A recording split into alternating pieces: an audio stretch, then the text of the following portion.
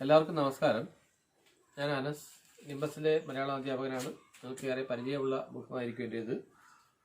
ഇത് നമ്മൾ കേരള പാഠാവലിയിലെ പാഠഭാഗങ്ങളാണ് ചർച്ച ചെയ്യാൻ പോകുന്നത്. മൊത്തം കേരള പാഠാവലിയിൽ 5 ഭാഗങ്ങളാണുള്ളത്, അധ്യായങ്ങളാണുള്ളത്. ഇതിലെ ആദ്യത്തെ ഭാഗത്ത് ഒന്നാമത്തെ യൂണിറ്റിൽ വരുന്ന സൗന്ദര്യലഹരി എന്ന് പറയുന്ന പാഠഭാഗത്തെക്കുറിച്ചായിരിക്കും നമ്മളിന്ന് ചർച്ച ചെയ്യുന്നത്. അപ്പോൾ ഇതിനകത്ത് നിങ്ങൾക്കറിയാവുന്ന പ്രശസ്തരായ പല കവികളും കഥാകൃത്തുക്കളും ഒക്കെ ഉണ്ട്. ആദ്യത്തെ പാഠഭാഗം എഴുതിയേക്കുന്ന സൗന്ദര്യലഹരി എന്ന് പറയുന്ന പാഠം എഴുതിയേക്കുന്ന കവി നമ്മുടെ ചങ്ങമ്പുഴ കൃഷ്ണപിള്ളയാണ്. പാഠപുസ്തകങ്ങളിൽ ഉണ്ടാവാൻ സാധ്യതയില്ല. അപ്പോൾ ഈ പാഠഭാഗത്തിൻ്റെ തുടക്കം ഇങ്ങനെയായിരിക്കും. ആ ടെക്സ്റ്റ് നിങ്ങൾക്കൊന്ന് പരിചയപ്പെടുത്തുന്നു. ഇതാണ് പാഠഭാഗം. അപ്പോൾ സൗന്ദര്യലഹരി എന്താണെന്ന് ചോദിച്ചാൽ മറ്റൊന്നുമല്ല, ചങ്ങമ്പുഴ കൃഷ്ണപിള്ളയുടെ കവിതകൾ നിങ്ങൾക്ക് നേരത്തെ തന്നെ പരിചയമുള്ളതായിരിക്കാം. രമണൻ, ബാഷ്പാഞ്ജലി, സ്വരരാഗസുധ തുടങ്ങിയ നിരവധി കൃതികൾ അദ്ദേഹം എഴുതിയിട്ടുണ്ട്. 1911 എറണാകുളം ജില്ലയിലെ ഇടപ്പള്ളിയിലാണ് അദ്ദേഹം ജനിക്കുന്നത്. വളരെ കുറഞ്ഞ കാലയളവിൽ, അതായത് 37 വയസ്സ് വരെ, 37 വർഷം മാത്രമാണ് അദ്ദേഹം ജീവിച്ചിരുന്നത്. 1948 അദ്ദേഹം മരിക്കുകയാണ്. ഈ 37 വർഷക്കാല അളവിനുള്ളിൽ നിരവധി മനോഹരങ്ങളായ കവിതകൾ നമ്മുടെ മലയാള ഭാഷയ്ക്ക് സമ്മാനിച്ച ഒരു കവിയാണ് ചങ്ങമ്പുഴ കൃഷ്ണപിള്ള. അപ്പോൾ നമുക്ക് ഇത്രയും കുറഞ്ഞൊരു കാലയളവിനുള്ളിൽ ഇത്രയും മനോഹരമായ കവിതകൾ സമ്മാനിച്ച കവിയെ മലയാളികൾ എന്നും മറക്കാൻ സാധ്യതയില്ല. എക്കാലവും ഓർമ്മിക്കപ്പെടുന്ന ഒരു സാഹിത്യകാരനാണ്, ഒരു കവിയാണ് ചങ്ങമ്പുഴ കൃഷ്ണപിള്ള. കാൽപ്പനിക പ്രസ്ഥാനം മലയാള കവിതയിൽ ഏറ്റവും മനോഹരമായി ആവിഷ്കരിച്ചതും അവതരിപ്പിച്ചതും ചങ്ങമ്പുഴ കൃഷ്ണപിള്ളയാണ്. കാൽപ്പനികത എന്ന് പറഞ്ഞാൽ നിങ്ങൾക്ക് അറിയാമോ എന്ന് എനിക്കറിയില്ല, എങ്കിലും അതിൻ്റെ ഒരു ഇംഗ്ലീഷ് വാക്ക് ഞാൻ പറയാം. റൊമാൻറ്റിസം, അതാണ് കാൽപ്പനികത. മലയാളത്തിൽ അതിന് പറയുന്ന വാക്കാണ് കാൽപ്പനികത. അപ്പോൾ കാൽപ്പനികത തുടങ്ങിയത് ചങ്ങമ്പുഴയല്ല, കുമാരനാശാൻ. വീണപൂ എന്ന് പറയുന്ന കവിതയിലൂടെയാണ് കുമാരനാശാൻ കാൽപ്പനിക പ്രസ്ഥാനത്തിലെ കവിതകൾ മലയാള സാഹിത്യത്തിന് സമ്മാനിച്ചത്. ഇത് പാശ്ചാത്യ സാഹിത്യ രൂപമാണ് ഈ റൊമാൻറ്റിസം അല്ലെങ്കിൽ കാൽപ്പനികത എന്ന് പറയുന്നത്. അത് മലയാളത്തിലേക്ക് ആദ്യമായി കൊണ്ടുവന്നത് കുമാരനാശാനാണ്, വീണപൂവിലൂടെയാണ്. പക്ഷെ അത് കൂടുതൽ പിന്നീട് പിൽക്കാലത്ത് അത് ഏറ്റവും കൂടുതൽ മലയാള സാഹിത്യത്തിന് സംഭാവന ചെയ്ത ഒരു കവിയാണ് നമ്മുടെ ചങ്ങമ്പുഴ കൃഷ്ണപിള്ള. അപ്പോൾ അദ്ദേഹത്തിൻ്റെ പ്രശസ്തമായ ഒരു കവിയാണ് രമണൻ.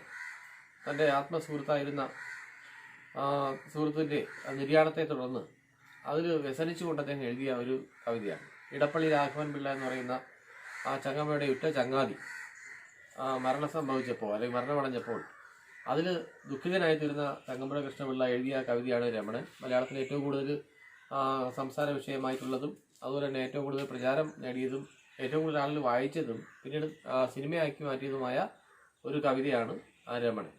അപ്പോൾ നമുക്ക് പഠിക്കാനുള്ള സൗന്ദര്യലഹരി എന്ന് പറയുന്ന കാവ്യഭാഗം ചങ്ങമ്പുഴ കൃഷ്ണപിള്ളയുടെ ബാഷ്പാഞ്ജലി എന്ന കാവ്യ സമാഹാരത്തിൽ നിന്ന് എടുത്തിട്ടുള്ളതാണ്.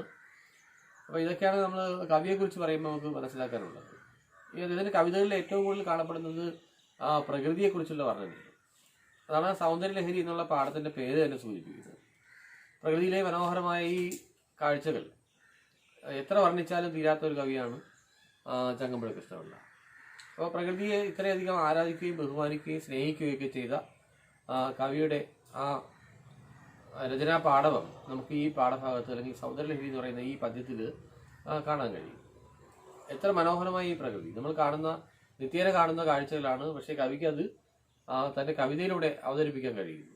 നമുക്ക് തോന്നാത്ത വികാര വിചാരങ്ങൾ, ചിന്തകൾ ഒക്കെ ഈ കവിതയിൽ കവിക്ക് തോന്നുന്നുണ്ട്. കവി ആ പ്രകൃതിയിൽ അതൊക്കെ കാണുന്നുണ്ട്. അത് തൻ്റെ കവിതകളിലൂടെ മലയാള ഭാഷയെ സമ്മാനിക്കാനും നമുക്കത് പഠിക്കാനുള്ളൊരു അവസരമാണ് ലഭിക്കുന്നത്. അത് തന്നെ വലിയൊരു ഭാഗ്യമാണെന്ന് നമുക്ക് വേണമെങ്കിൽ പറയാം. അപ്പോൾ പ്രഭാതത്തെക്കുറിച്ചും അതുപോലെ തന്നെ വൈകുന്നേരത്തെക്കുറിച്ചും രാത്രിയെക്കുറിച്ചും ഒക്കെയുള്ള നമ്മുടെ ധാരണകളല്ല കവിക്കുള്ളത്. ഈ ഒരു 3 ധാരണ, അതായത് പ്രഭാതം, സന്ധ്യാസമയം, രാത്രി, ഇതൊക്കെ എങ്ങനെയാണ് നമുക്ക് പ്രകൃതിയിൽ സംഭവിക്കുന്നതെന്ന് വളരെ വ്യക്തമായിട്ട് വിശദമായിട്ട് ലളിതമായ വാക്കുകളിലൂടെ വരച്ചു കാട്ടുന്ന ഒരു കവിതയാണ് സൗന്ദര്യലഹരി എന്ന് പറയുന്നത്. അപ്പോൾ ഈ കവിത നമ്മൾ പഠിക്കുമ്പോൾ മനസ്സിലാക്കേണ്ട ഒരു കാര്യം, നമ്മൾ നിത്യേന കാണുന്ന കാഴ്ചകളാണ്, പക്ഷേ ഇത് നമ്മൾ കൂടുതൽ ശ്രദ്ധിക്കപ്പെടാത്തതാണ്. അപ്പോൾ ഇത് ദിവസേന കാണുന്ന ഈ കാഴ്ചകൾ നമ്മൾ എത്രത്തോളം ശ്രദ്ധിച്ചാൽ മതിയാവും. ആ ശ്രദ്ധയിലൂടെ നമുക്ക് പ്രകൃതിയുടെ മനോഹാരിത എങ്ങനെയൊക്കെ ആസ്വദിക്കാം നമ്മൾ നിത്യേന കണ്ടുപോകുന്ന കാഴ്ചകൾ നമ്മൾ എത്രത്തോളം എന്താണ് കാണാതിരിക്കുക, അല്ലെങ്കിൽ കണ്ടാലും കാണാത്തത് പോലെ നടിച്ചു പോകുന്ന ഒരവസ്ഥ, അത് മാറ്റിയെടുക്കേണ്ടത് ആവശ്യമാണെന്നും നമ്മൾ കാണുന്ന ഓരോ കാഴ്ചകളിലും സൗന്ദര്യമുണ്ടെന്നും ആ സൗന്ദര്യം നമ്മൾ ആസ്വദിക്കണമെന്നും കവി സൗന്ദര്യ ലഹരി എന്ന് പറയുന്ന കവിതയിലൂടെ പറയുക. അപ്പോൾ ലഹരി എന്ന് പറയുമ്പോൾ നമ്മളെ ശരിക്കും ഉന്മത്തരാക്കുന്ന ഒരു വസ്തുവാണ്. പിന്നെ പ്രകൃതിയുടെ സൗന്ദര്യം ആസ്വദിക്കുന്നതിലൂടെ നമ്മൾ ആ സൗന്ദര്യത്തിൽ എന്ത് ചെയ്യുന്നു, ആഴ്ന്നിറങ്ങുകയും അത് കൂടുതൽ ആസ്വദിക്കുകയും അങ്ങനെ ആ സൗന്ദര്യത്തിൽ നമ്മൾ എന്ത് ചെയ്യുന്നു, ലഹരി കണ്ടെത്തുകയും അത് നമ്മളെ ഉന്മത്തരാക്കി മാറ്റുകയും ചെയ്യുന്നു എന്നാണ് കവി ഈ കവിതയിൽ സൂചിപ്പിക്കുന്നത്. സൗന്ദര്യലഹരി എന്ന കവിതയിലേക്ക് വരുമ്പോൾ നമ്മൾ ആദ്യം പറയുന്ന ഭാഗം പ്രഭാതത്തെക്കുറിച്ചാണ്. പ്രഭാതം നമുക്കറിയാം മനോഹരമായ പ്രകൃതിയാണ്. തലേ ദിവസം രാത്രിയിൽ കണ്ട അതേ ഒരു കാഴ്ചയല്ല പ്രഭാതത്തിൽ, ഓരോ പ്രഭാതത്തിലും കാണുന്നതെന്നാണ് കവി ഈ കവിതയുടെ ആദ്യ ഭാഗത്ത് പറയുന്നത്. വരികളിങ്ങനെയാണ്: പച്ചിലച്ചാർത്തിൻ പഴുതിങ്കലൂടെ അതാ കാണുന്നു പശ്ചിമാമ്പരത്തിലെ പനിനീർ പൂന്തോട്ടങ്ങൾ. ഇത്തരം സൗന്ദര്യം ഞാൻ നുകരാൻ തുടങ്ങിയിട്ട് എത്ര കാലമായെന്നാൽ ഇനിയും തീർന്നില്ലല്ലോ. ആദ്യ 4 വരി കവിത ഇതാണ്. കവി അനേക കാലമായി അല്ലെങ്കിൽ നിത്യേന പ്രഭാതത്തെ കാണുന്നു. പക്ഷേ ആ പ്രഭാതത്തിലെ ഓരോ കാഴ്ചകളും കവിക്ക് എന്നും ലഹരിയാണ്. ആ പ്രഭാതത്തിലെ കാഴ്ചകൾ ഓരോന്നും തന്നെ എത്ര കണ്ടിട്ടും മതി വരുന്നില്ല എന്നാണ് കവി ഈ വരികളിൽ സൂചിപ്പിക്കുന്നത്. പ്രഭാതത്തിൽ പച്ചിലകളുടെ ചാർത്ത് പറഞ്ഞാൽ കൂട്ടം, പച്ചില കൂട്ടങ്ങളുടെ ഇടയിലൂടെ ആണ് പഴുതിങ്കൽ, പഴുതെന്ന് പറഞ്ഞാൽ അറിയാമല്ലോ, ഒരു വിടവിലൂടെ എന്നൊക്കെയാണ് അർത്ഥം. അപ്പോൾ പച്ചിലക്കൂട്ടങ്ങളുടെ വിടവിലൂടെ കാണുന്ന പശ്ചിമാമ്പരം ആകാശം. അപ്പോൾ ആകാശത്തിലെ പനിനീർ പൂന്തോട്ടങ്ങൾ കാണുന്നു. ആ പനിനീർ പൂന്തോട്ടങ്ങൾ വളരെ മനോഹരമാണ്. അതുപോലെയാണ് ആകാശത്തിലെ പ്രഭാതത്തിൻ്റെ കാഴ്ച. പച്ചിലച്ചാരത്തിലൂടെ കാണുന്ന മനോഹരമായ ആകാശം, അവിടെ കാണുന്ന ആ മേഘങ്ങൾ, അത് കണ്ടാൽ പനിനീർ പൂന്തോട്ടത്തിൻ്റെ മനോഹാരിതയ്ക്ക് തുല്യമായ ഒരവസ്ഥയാണ് കാണാൻ കഴിയുന്നത്. അപ്പോൾ ഇത്തരത്തിലുള്ള സൗന്ദര്യം ഞാൻ നുകരാൻ തുടങ്ങിയിട്ട് എത്രയോ കാലമായി എന്നാണ് കവി പറയുന്നത്. പക്ഷെ എത്ര കണ്ടിട്ടും ആ കാഴ്ചകളുടെ സൗന്ദര്യം അവസാനിക്കുന്നില്ല, അല്ലെങ്കിൽ തനിക്ക് ഒരിക്കലും മടുപ്പുളവാക്കുന്നില്ല എന്നാണ് കവി ഇവിടെ സൂചിപ്പിക്കുന്നത്. അതുപോലെ അടുത്ത വരികൾ ഇങ്ങനെയാണ് പറയുന്നത്: ഓരോരോ ദിവസവും അത്യനർഘമായിടും ചാരുതയൊന്നി ലോകഗോളത്തെ പുതുക്കുന്നു, അല്ലെങ്കിൽ പ്രാപഞ്ചിക ജീവിതത്തിന് നമ്മളെല്ലാവരും ഇതിന് മുമ്പേ വെറുത്തു കഴിഞ്ഞേനെ. കേട്ടോ, കവി നേരത്തെ പറഞ്ഞതുപോലെ തന്നെ ഓരോ ദിവസവും നമ്മൾ കാണുന്ന പ്രകൃതിയല്ല പിറ്റേന്ന് നമ്മൾ കാണുന്നത്. ഓരോ ദിവസവും പ്രകൃതി അതിൻ്റെ സൗന്ദര്യത്തെ പുതുക്കുകയാണ്. ഓരോരോ വസ്തുക്കൾ കൊണ്ടും ഓരോ മാറ്റങ്ങൾ കൊണ്ടും പ്രകൃതിയുടെ സൗന്ദര്യം എല്ലാ ദിവസവും മാറുന്നുവെന്നാണ് കവി ഇവിടെ അഭിപ്രായപ്പെടുന്നത്. അതായത് ഓരോ ദിവസവും അനർഘമായിടുന്ന, അതായത് ഒരിക്കലും നമുക്ക് വിലമതിക്കാൻ കഴിയാത്തതായ സൗന്ദര്യങ്ങൾ, മനോഹാരിതകൾ കൊണ്ട് ഈ ലോകത്തെ, ഈ പ്രപഞ്ചത്തെ പുതുക്കിക്കൊണ്ടിരിക്കുകയാണ് പ്രകൃതി ചെയ്യുന്നത്. അങ്ങനെ പുതുക്കുന്നത് കൊണ്ടാണ് നമ്മളെല്ലാവരും ഈ പ്രകൃതിയെ, അല്ലെങ്കിൽ പ്രകൃതി സൗന്ദര്യത്തെ എന്നും ഇഷ്ടപ്പെടാൻ കാരണം എന്നാണ് കവി ഇവിടെ പറയുന്നത്. അങ്ങനെ പുതുക്കൽ ഇല്ലായിരുന്നുവെങ്കിൽ, ഓരോ ദിവസവും ഈ പുതുക്കൽ ഇല്ലായിരുന്നുവെങ്കിൽ തീർച്ചയായിട്ടും നമ്മൾ ഈ പ്രാപഞ്ചിക ജീവിതത്തിലെ, ഈ പ്രകൃതിയിലെ ജീവിതത്തിനെ, ഈ ലോകത്തെ നമ്മുടെ ജീവിതത്തെ വെറുക്കുമായിരുന്നു എന്നാണ് കവി ഇവിടെ പറയുന്നത്. അപ്പോൾ അത്തരം ഒരു വെറുപ്പ് നമുക്ക് ഉണ്ടാകാത്തതിന് കാരണം, പ്രകൃതിയിൽ ഇത്രയും കാലം നമ്മൾ ജീവിച്ചിട്ടും നമുക്ക് പ്രകൃതിയോട് ഇഷ്ടം തോന്നുന്നതിന് കാരണം ദിവസേന പ്രകൃതി എന്ത് ചെയ്യുന്നു, തൻ്റെ സൗന്ദര്യ വസ്തുക്കൾ കൊണ്ട് അതിനെ എന്നും പുതുമയോടെ നിലനിർത്തുന്നു. അപ്പം ആ സൗന്ദര്യാംശങ്ങൾ കൂട്ടിയിണക്കിക്കൊണ്ട് പ്രകൃതി ഓരോ ദിവസവും അതിനെ, ലോകത്തെ പുതുക്കുകയാണ്. ആ പുതുമ കൊണ്ടാണ് നമ്മൾ ഒരിക്കലും ഈ പ്രകൃതിയിലെ ജീവിതത്തെ മടുക്കാത്തത്, അല്ലെങ്കിൽ വെറുക്കാത്തത് എന്നാണ് ഈ കാവ്യഭാഗത്ത് ആദ്യത്തെ 8 വരികളിൽ കവി പറയുന്നത്. ഒരിക്കൽ കൂടി അത് വിശദീകരിച്ചാൽ, പ്രഭാതത്തിലെ കവിതകളുടെ വരികളിലേക്ക് വരുമ്പോൾ ആ വരികൾ സൂചിപ്പിക്കുന്ന കാര്യങ്ങൾ നമ്മൾ ചിന്തിക്കേണ്ടതാണ്. ഈ പ്രകൃതിയിലെ മനോഹരമായ വസ്തുക്കൾ നമ്മളെ എത്രത്തോളം ആകർഷിക്കുന്നു എന്ന് നമ്മൾ പലപ്പോഴും മനസ്സിലാക്കാറില്ല. എന്നാൽ കവിക്ക് ഇതെല്ലാം പുതുമയുള്ള കാര്യങ്ങളായിട്ടാണ് കവി അവതരിപ്പിച്ചിരിക്കുന്നത്. പച്ചിലകളും മരങ്ങളും ചെടികളും പൂക്കളും ഒക്കെ നമ്മൾ കാണാറുണ്ട്. പക്ഷേ ഈ മരങ്ങളുടെയും ഇലകളുടെയും ചെടികളുടെയും ഒക്കെ ഇടയിലൂടെ വരുന്ന സൂര്യപ്രകാശത്തെയോ അല്ലെങ്കിൽ ആ സൂര്യപ്രകാശ നിഴലിനെയോ ഒക്കെ നമ്മൾ കാണുകയോ അതെന്താണെന്ന് ചിന്തിക്കുകയോ ഒന്നും ചെയ്യുന്നില്ല. അതാണ് ഇവിടെ കവി പറയുന്നത്. ആ മനോഹരമായ പ്രകാശം നമ്മൾ കാണുമ്പോൾ ആ ആകാശത്തിലെ നിറവ്യത്യാസം പനിനീർ പൂവിൻ്റെ തോട്ടങ്ങൾ എങ്ങനെയാണോ കാണപ്പെടുന്നത് അതുപോലെ കാണപ്പെടുമെന്നാണ് ആദ്യത്തെ 2 വരികളിൽ ഇദ്ദേഹം പറയുന്നത്. അതാണ് പച്ചിലച്ചാർത്തിൽ പഴുതെങ്കിലൂടെ കാണുന്നു പശ്ചിമാമ്പരത്തിലെ പനിനീർ പൂന്തോട്ടങ്ങൾ. ആകാശത്തിൽ കാണുന്ന ആ നിറവ്യത്യാസം, മേഘങ്ങളുടെ ആ നിറവ്യത്യാസമാണ് ഇവിടെ പനിനീർ പൂന്തോട്ടങ്ങളോട് സാദൃശ്യപ്പെടുത്തിക്കൊണ്ട് പറഞ്ഞിരിക്കുന്നത്. അപ്പോൾ ഇത്തരത്തിലുള്ള സൗന്ദര്യം എത്രയോ കാലമായി കവി ആസ്വദിക്കുന്നു. എന്നിട്ട് പോലും ആ സൗന്ദര്യം ആസ്വദിക്കാനുള്ള താല്പര്യം ഒട്ടും തന്നെ കുറഞ്ഞില്ല എന്നാണ് കവി പറയുന്നത്. അപ്പോൾ ഈ സൗന്ദര്യാംശങ്ങളൊക്കെ നമ്മൾ നിത്യേന കാണുന്നതാണ്. എന്നിരുന്നാൽ പോലും നമ്മളത് ശ്രദ്ധിക്കാതെ പോകും. പക്ഷെ കവി അത് എല്ലാ ദിവസവും കാണുന്നെങ്കിലും എത്ര കാലം കണ്ടിട്ടും ആ കാഴ്ചകളിലെ താല്പര്യം കവിക്ക് ഒട്ടും തന്നെ കുറയുന്നില്ല എന്നതാണ് ആദ്യത്തെ 4 വരികളിൽ പറയുന്നത്. അതുപോലെ തന്നെ ഓരോ ദിവസവും അളവില്ലാത്ത തരത്തിലുള്ള, അല്ലെങ്കിൽ അതിന് ഒരിക്കലും നമുക്ക് വില നിശ്ചയിക്കാൻ കഴിയാത്ത തരത്തിലുള്ള ഈ മനോഹാരിതയെല്ലാം, ഈ ചാരുത ഭംഗി, ആ ഭംഗിയുടെ എല്ലാം ചേർന്ന് ലോകത്തിന്റെ മുഖച്ഛായയെ തന്നെ മാറ്റുകയാണ് പ്രകൃതി ചെയ്തുകൊണ്ടിരിക്കുന്നത്. അപ്പം അങ്ങനെ ദിവസേന ഈ മാറ്റങ്ങൾ സംഭവിക്കുമ്പോഴാണ് നമുക്ക് ഈ ലോകത്തോടുള്ള താല്പര്യം കൂടി വരുന്നതും ആ ലോകത്ത് കൂടുതൽ കാലം താമസിക്കണം അല്ലെങ്കിൽ ജീവിക്കണം എന്നുള്ള ആഗ്രഹമൊക്കെ നമുക്കുണ്ടാകുന്നത്. അപ്പം നിത്യേന പ്രകൃതി തൻ്റെ മുഖച്ഛായയിൽ വ്യത്യാസം വരുത്തുന്നു. നമ്മളെല്ലാം തന്നെ ആ സൗന്ദര്യം വർദ്ധിപ്പിക്കാനായിട്ട് ദിവസേന എന്തൊക്കെയാണോ ചെയ്യുന്നത് അതുപോലെ പ്രകൃതിയും ദിവസേന തൻ്റെ സൗന്ദര്യ വർധനവിന് വേണ്ടിയിട്ട് പല കാര്യങ്ങളും ചെയ്യുന്നുണ്ട്. അങ്ങനെ നിത്യേന ആ ചാരുതയെ, ആ മനോഹാരിതയെ ലോകഗോളം ഈ പ്രകൃതി പ്രപഞ്ചം പുതുക്കുന്നതിനാലാണ് നമ്മൾ ഈ പ്രപഞ്ച ജീവിതത്തിൽ കൂടുതൽ താല്പര്യമുള്ളവരായി മാറുന്നതെന്നും അത് അങ്ങനെ പുതുക്കിയില്ലായിരുന്നുവെങ്കിൽ തീർച്ചയായിട്ടും നമ്മൾ ഈ പ്രാപഞ്ചിക ജീവിതത്തെ വെറുക്കുമായിരുന്നു എന്നുമാണ് കവി ഇവിടെ പറയുന്നത്. അപ്പോൾ നമ്മൾ ആലോചിക്കണം, ഈ സൗന്ദര്യവർദ്ധക വസ്തുക്കളും മറ്റുമൊക്കെ നമ്മൾ ഉപയോഗിക്കുന്നത് എങ്ങനെയാണോ അതുപോലെ പ്രകൃതി പല സൗന്ദര്യാംശങ്ങളും ഒത്തുചേർത്തുകൊണ്ട് തൻ്റെ സൗന്ദര്യത്തെ ദിവസേന പുതുക്കുകയാണ്. അങ്ങനെ പുതുക്കുന്നത് കൊണ്ടാണ് നമ്മൾ എത്ര കാലം ഇവിടെ ജീവിച്ചിട്ടും നമുക്ക് കൊതുകീരാത്തത്. ഈ ജീവിതം വീണ്ടും വീണ്ടും മുന്നോട്ട് കൊണ്ടുപോകണമെന്നുള്ള താല്പര്യം നമുക്ക് വർദ്ധിക്കുന്നതിന് കാരണം ഇത് തന്നെയാണെന്നാണ് കവി പറയുന്നത്. അപ്പം ഇതിനകത്ത് ചില ക്വസ്റ്റ്യൻസ് ഒക്കെ വരുന്നുണ്ട്. അവിടെ എന്തുകൊണ്ട് നമ്മൾ ഈ പ്രകൃതിയിൽ ജീവിക്കാൻ ആഗ്രഹിക്കുന്നു എന്ന് ചോദിച്ചാൽ ഇത് തന്നെയാണ് കാര്യം.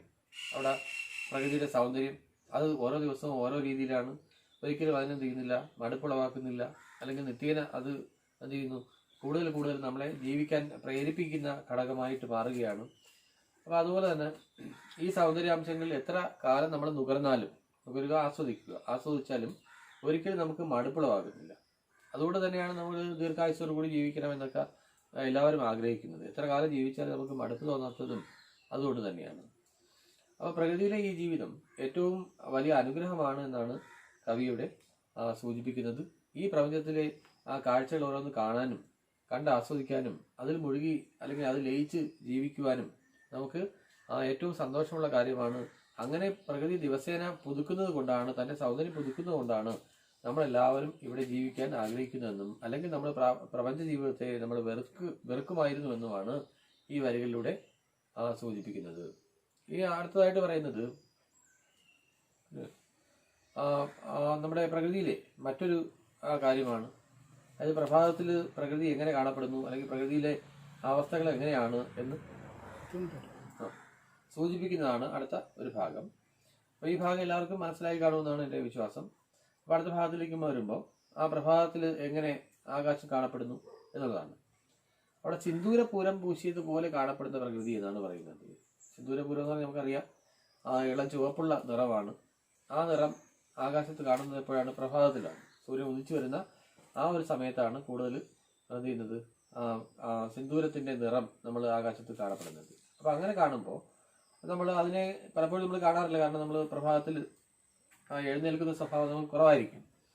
അപ്പോൾ അങ്ങനെ എഴുന്നേൽക്കുന്ന ഒരാളിന് കാണാൻ കഴിയുന്ന മനോഹരമായ ഒരു കാഴ്ചയാണ് പ്രഭാതത്തിലെ ആ ഇളം ചുവപ്പുള്ള ആകാശം.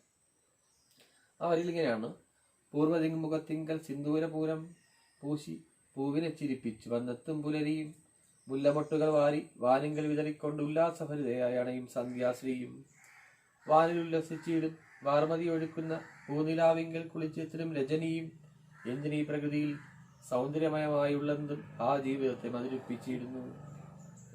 അപ്പൊ ഈ സൗന്ദര്യമുള്ള എല്ലാ വസ്തുക്കളും നമ്മുടെ ജീവിതത്തിന് ഏറ്റവും സന്തോഷം ഉണ്ടാക്കുന്ന ഒരു കാര്യമാണ് പറയുന്നത്. അപ്പോൾ ആ പ്രഭാതത്തിലെ ആകാശം, സിന്ദൂരം പൂശിയതുപോലെ കാണപ്പെടുന്ന ആകാശം നമുക്ക് എല്ലാവർക്കും സന്തോഷം ഉണ്ടാക്കുന്നതാണ്, പ്രകൃതിയുടെ സൗന്ദര്യത്തെ വർദ്ധിപ്പിക്കുന്നതാണ്. അതുപോലെ തന്നെയാണ് മുല്ലമൊട്ടുകൾ വാരി വാനിൽ വിതറിയതുപോലെ കാണപ്പെടുന്ന സന്ധ്യാനേരം. മുല്ലമൊട്ടുകൾ വാരി നമ്മൾ ആകാശത്തിലേക്ക്, വാനം ആകാശത്തിലേക്ക് വിതറിയാൽ, അങ്ങനെ വിതറുമ്പോൾ കാണുന്നത് എങ്ങനെയാണോ അതുപോലെയാണ് സന്ധ്യാനേരത്തെ ആകാശം നമുക്ക് കാണാൻ കഴിയുന്നത്. അവിടെ മുല്ലമൊട്ടുകൾ എന്ന് പറയുന്നത് നക്ഷത്രങ്ങളാണ്. സന്ധ്യാനേരത്തെ ആകാശത്തിൽ കാണുന്ന ആ നക്ഷത്രങ്ങളുടെ ആ ഭംഗിയാണ് മുല്ലമൊട്ടിനോട് സാദൃശ്യപ്പെടുത്തിക്കൊണ്ട് പറയുന്നത്. അപ്പോൾ എത്ര മനോഹരമായ ഒരു സാദൃശ്യ കൽപ്പനയാണ് ഇതെന്ന് നമുക്ക് പെട്ടെന്ന് തന്നെ മനസ്സിലാക്കാവുന്നതാണ്. കാരണം നമ്മൾ മുല്ലമൊട്ടുകൾ നല്ല സുഗന്ധമുള്ളവയാണ്, അത് വെളുത്ത നിറമാണ്. അപ്പോൾ ആകാശത്തിൽ, കറുത്ത ആകാശത്തിൽ കാണുന്ന ആ വെളുത്ത നക്ഷത്രങ്ങൾ എങ്ങനെയാണോ തിളങ്ങുന്നത് അതുപോലെയാണ് മുല്ലമൊട്ടുകൾ വാരി വിതറുക എന്ന് പറയുന്നത്. അപ്പം അത്രയും മനോഹരമായ ആകാശത്തിൽ, സന്ധ്യാനേരത്തെ ആകാശത്തിൽ കാണുന്ന മുല്ലമൊട്ടുകൾ വാരി വിതറിയതുപോലെ കാണപ്പെടുന്ന നക്ഷത്രങ്ങളെ കവി വർണ്ണിച്ചിരിക്കുന്നത് ഇങ്ങനെയാണ്. ഇനി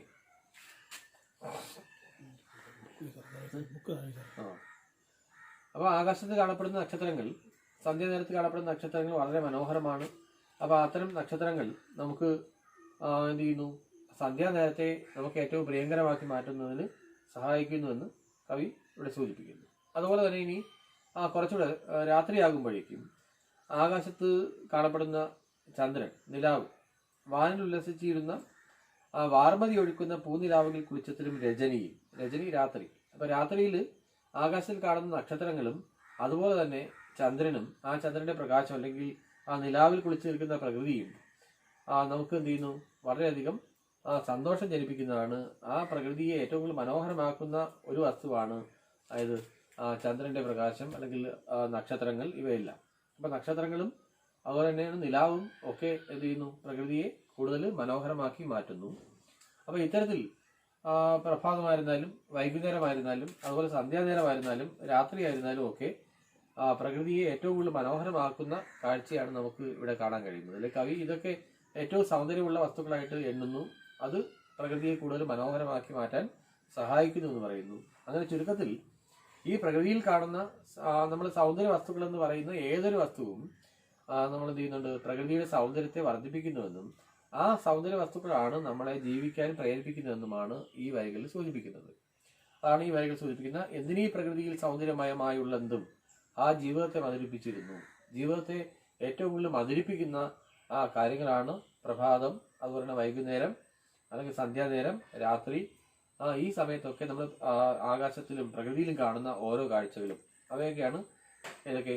രാത്രിയിൽ കാണുന്ന ചന്ദ്രൻ, അതുപോലെ തന്നെ സന്ധ്യാനേരത്ത് കാണപ്പെടുന്ന നക്ഷത്രങ്ങൾ, അതുപോലെ പ്രഭാതത്തിൽ കാണുന്ന ആ മനോഹരമായ സിന്ദൂരപൂരം പൂശിയതുപോലെ കാണപ്പെടുന്ന നിറം. ഇവയൊക്കെ എന്താണ്? പ്രകൃതിയുടെ സൗന്ദര്യത്തിനെ വർദ്ധിപ്പിക്കുന്ന ഘടകങ്ങളാണ്. ഈ ഘടകങ്ങളെല്ലാം ചേർന്ന് പ്രകൃതിയിൽ എന്ത് ചെയ്യുന്നു? സൗന്ദര്യം വർദ്ധിപ്പിക്കുന്നു. ആ സൗന്ദര്യമായ എല്ലാ വസ്തുക്കളും ചേർന്നാണ് നമ്മളെ വീണ്ടും വീണ്ടും ജീവിക്കാൻ പ്രേരിപ്പിക്കുന്നത്, നമ്മുടെ ജീവിതത്തെ മധുരമുള്ളതാക്കി മാറ്റുന്നത്. അപ്പോൾ മധുരമുള്ളതാക്കുക എന്ന് പറഞ്ഞാൽ ആ മധുരം എന്നുള്ളതുകൊണ്ട് ആ ഇനിപ്പ് എന്നുള്ളതല്ല ഉദ്ദേശിക്കുന്നത്, മറിച്ച് ആ ജീവിതം കൂടുതൽ ആസ്വാദ്യകരമാക്കി മാറ്റുന്നതാണ്. നമ്മുടെ ജീവിതത്തെ ഏറ്റവും കൂടുതൽ ഇഷ്ടപ്പെടാൻ കാരണവും പ്രകൃതിയുടെ ജീവിതത്തെ നമ്മൾ കൂടുതൽ ഇഷ്ടപ്പെടുന്നതിനുള്ള കാരണവും എന്ത് തന്നെയാണ്? ഈ മനോഹരമായ കാഴ്ചകൾ തന്നെയാണ്. പ്രഭാതവും രാത്രിയും സന്ധ്യാനേരവും ഒക്കെയുള്ള കാഴ്ചകളാണ് നമുക്ക് ജീവിതത്തെ മധുരമുള്ളതാക്കി മാറ്റുന്നതെന്നാണ് ഈ കവിതാഭാഗത്ത് കവി സൂചിപ്പിക്കുന്നത്. അപ്പം ഇതിലൂടെ നമുക്ക് മനസ്സിലാക്കാൻ കഴിയുന്ന കാര്യം എന്താണ്? ഈ പ്രകൃതിയിലെ ജീവിതം ഇത്ര സുന്ദരമായി മാറുന്നതിനും ഈ ജീവിതം നമ്മൾ ഇഷ്ടപ്പെടുന്നതിനുള്ള കാരണമെന്ന് പറയുന്നത് ഈ പ്രകൃതിയിൽ കാണുന്ന ഓരോ സൗന്ദര്യാംശങ്ങളുമാണ്. അപ്പോൾ ഇത് ഏതെങ്കിലും സൗന്ദര്യാംശങ്ങൾ കുറഞ്ഞാൽ അത് പ്രകൃതിയുടെ സൗന്ദര്യത്തെ ബാധിക്കും. നമ്മുടെ സൗന്ദര്യത്തെ ബാധിക്കുന്നത് പോലെ തന്നെയാണ്. അപ്പോൾ എല്ലാ സൗന്ദര്യാംശങ്ങളും പ്രകൃതിയിൽ എന്നും നിലനിൽക്കണമെന്നും അതിനെ സംരക്ഷിക്കണമെന്നുമുള്ള ഒരു സന്ദേശം കവിതയിലൂടെ കവി നൽകുന്നുണ്ട്. മാത്രമല്ല, നമ്മൾ കാണാതെ പോകുന്ന പല കാര്യങ്ങളും തീർച്ചയായിട്ടും നമ്മൾ വീക്ഷിക്കേണ്ടതിൻ്റെ ആവശ്യകതയും അതുപോലെ തന്നെ അവ കൂടുതൽ നമ്മൾ എന്ത് ചെയ്യുന്നു കാണുകയും അത് ആസ്വദിക്കുകയും ചെയ്യണമെന്നും ഉള്ള ഒരു നിർദ്ദേശം കൂടെ അദ്ദേഹം ഈ കാവ്യഭാഗത്ത് നൽകുന്നുണ്ട്. അപ്പോൾ ഈ കവിത വായിച്ച് മനസ്സിലാക്കാനും അതുപോലെ തന്നെ ഈ ഭാഗം കൂടുതൽ ആസ്വാദ്യകരമായി മനസ്സിലാക്കി പഠിക്കുകയും ഒപ്പം പ്രകൃതിയെ നിരീക്ഷിക്കാനും പ്രകൃതിയിലെ മനോഹരമായ കാര്യങ്ങൾ കണ്ട് നിങ്ങൾ അതിനെ ആസ്വദിച്ച് അതിനെക്കുറിച്ചൊക്കെ ചിന്തിക്കാനും ചിത്രങ്ങൾ വരയ്ക്കാനോ അല്ലെങ്കിൽ കവിത എഴുതാനോ ഒക്കെ നിങ്ങൾക്ക് കഴിയുന്ന ഒരു സാഹചര്യം ഉണ്ടാകണമെന്നാണ് ഈ കവിത നൽകുന്ന ഒരു ഉപദേശം. ഒപ്പം കവിത നന്നായി വായിക്കാനും അതിലെ ആശയങ്ങൾ കൂടുതൽ മനസ്സിലാക്കാനും ചോദ്യങ്ങളുടെ ഉത്തരങ്ങൾ കണ്ടെത്തുവാനും നമുക്ക് കഴിയണം. അപ്പോൾ ചോദ്യോത്തരങ്ങളിലൂടെ നമ്മൾ കൂടുതൽ കാര്യങ്ങൾ മനസ്സിലാക്കാനും ഇതിലെ ഏത് ചോദ്യങ്ങൾ ചോദിച്ചാലും കൃത്യമായ ഉത്തരങ്ങൾ എഴുതുവാനും കഴിയണം എന്നുള്ളതാണ് എനിക്കിവിടെ പറയാനുള്ളത്. അപ്പോൾ പ്രകൃതി എത്രത്തോളം മനോഹരമാണെന്നുള്ള ഒരു ചിത്രം ചങ്ങമ്പുഴ ഈ വരികളിലൂടെ സൂചിപ്പിക്കുന്നു. കൂടാതെ നമ്മൾ പലപ്പോഴും പ്രകൃതിയിൽ കാണാതെ പോകുന്ന പല കാഴ്ചകളും എത്രയോ മനോഹരമാണെന്നും പ്രകൃതി ഓരോ ദിവസവും അതിൻ്റെ സൗന്ദര്യത്തെ വർദ്ധിപ്പിക്കുന്നതിന് വേണ്ടിയിട്ട് കണ്ടെത്തുന്ന നിസ്സാരമായ കാര്യങ്ങളാണെങ്കിൽ പോലും, ഒരു ഉദാഹരണം പറഞ്ഞാൽ പുല്ലുകളായിരുന്നാലും കുന്നുകളായിരുന്നാലും അല്ലെങ്കിൽ മരങ്ങളായിരുന്നാലും ഒക്കെ നമ്മൾ പലതും കണ്ട് എങ്കിലും പക്ഷെ അതിനെ കൂടുതൽ നമ്മൾ വിശദീകരിക്കാറില്ല അല്ലെങ്കിൽ കാണാറില്ല, അത് കണ്ടതായി നടിക്കാറില്ല. അപ്പോൾ ഇതിലെല്ലാം സൗന്ദര്യാംശങ്ങളുണ്ട്. പുല്ലുകൾക്ക് പോലും പ്രകൃതിയുടെ സൗന്ദര്യത്തെ വർദ്ധിപ്പിക്കുന്നതിന് എന്തുണ്ട്, കഴിവുണ്ട്. അപ്പോൾ അതും ഒരു പ്രധാന ഘടകമാണ്. അപ്പോൾ പ്രകൃതിയിലൊന്നും നിസ്സാരമല്ല, എല്ലാം പ്രാധാന്യമുള്ളത് തന്നെയാണ്. ഒരു പുല്ലായിരുന്നാലും മരമായിരുന്നാലും ചെടിയായിരുന്നാലും അതിൻ്റെതായ പ്രാധാന്യം പ്രകൃതിയിൽ അതിനുണ്ട്. പ്രകൃതി അങ്ങനെയാണ്. അപ്പോൾ അതുപോലെ നമുക്കിടയിൽ നമ്മൾ എല്ലാ വ്യക്തികൾക്കും ഈ പ്രകൃതിയിൽ പ്രാധാന്യമുള്ളത് എങ്ങനെയാണോ അതുപോലെ തന്നെയാണ് പ്രകൃതിയിലെ ഓരോ വസ്തുവും. നിസ്സാരമായ പുല്ല് പോലും പ്രകൃതിയുടെ സൗന്ദര്യം വർദ്ധിപ്പിക്കുന്നതിന് പ്രധാന ഘടകമായി മാറുന്നുണ്ട്. അപ്പോൾ അത്തരം ഒരവസ്ഥ പ്രകൃതിയിലുണ്ടെന്നും പ്രകൃതിയിൽ ഒന്നും നിസ്സാരമല്ല എന്നുള്ള സൂചന കൂടി ഈ കവിത നമുക്ക് നൽകുന്നുണ്ട്. അപ്പോൾ അതിലൂടെ നമ്മൾ മനസ്സിലാക്കേണ്ടത് നിസ്സാരമായി കളയാവുന്ന ഒരു കാര്യം പോലും പ്രകൃതിയിലില്ല, എല്ലാത്തിനും അതിൻ്റെതായ പ്രാധാന്യമുണ്ട്. എല്ലാ വസ്തുക്കളും ചേരുമ്പോഴാണ് പ്രകൃതി ഇത്രയും മനോഹരമാകുന്നത് അല്ലെങ്കിൽ സുന്ദരമാകുന്നത്. ആ സൗന്ദര്യം നമ്മൾ ഏവരും ഒന്നുപോലെ ആസ്വദിക്കേണ്ടത് വളരെ ആവശ്യമാണ് എന്നൊക്കെയാണ് ഈ വരികളിലൂടെ അദ്ദേഹം സൂചിപ്പിക്കുന്നത്. ആ വസ്തുക്കൾ ഓരോന്നും, സൗന്ദര്യ വസ്തുക്കൾ ഓരോന്നും അനർഹമായതാണ് എന്ന് വെച്ചാൽ ഒരിക്കലും വിലമതിക്കാൻ കഴിയാത്തതാണ്. ആ വിലമതിക്കാനാവാത്ത സൗന്ദര്യ വസ്തുക്കൾ എന്നാണ് കവി പറഞ്ഞിരിക്കുന്നത്. ആ വിലമതിക്കാനാവാത്ത സൗന്ദര്യ വസ്തുക്കളാണ് പ്രകൃതിയുടെ സൗന്ദര്യത്തെ കൂടുതൽ മനോഹരമാക്കുന്നത്. ആ മനോഹരമായ കാര്യങ്ങൾ നമ്മൾ ആസ്വദിക്കുന്നത് കൊണ്ടാണ് പ്രകൃതിയിൽ ദീർഘകാലം നമുക്ക് ജീവിക്കണമെന്നും ആ ജീവിതത്തെ നമ്മൾ ഒരിക്കലും വെറുക്കാത്തതിന് കാരണമെന്നുമാണ് കവിയുടെ സൂചിപ്പിക്കുന്നത്.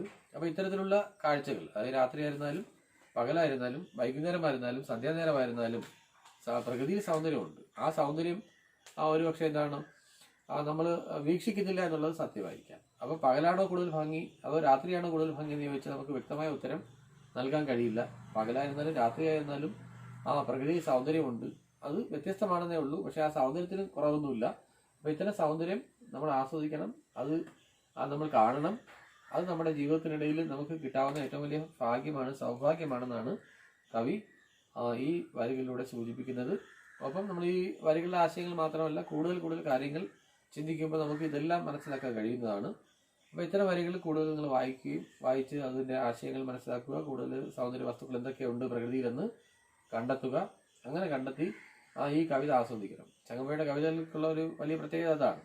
വെറുതെ വരികളുടെ ആശയം മാത്രം പഠിച്ചാൽ പോരാ, അതിന് ഉള്ളിലൂടെ, അതായത് വരികൾക്കിടയിലൂടെയുള്ള വായന എന്ന് പറയുന്നത് കൂടുതൽ നമ്മൾ ശ്രദ്ധിക്കേണ്ട ഒരു കാര്യമാണ് ഇതിൽ.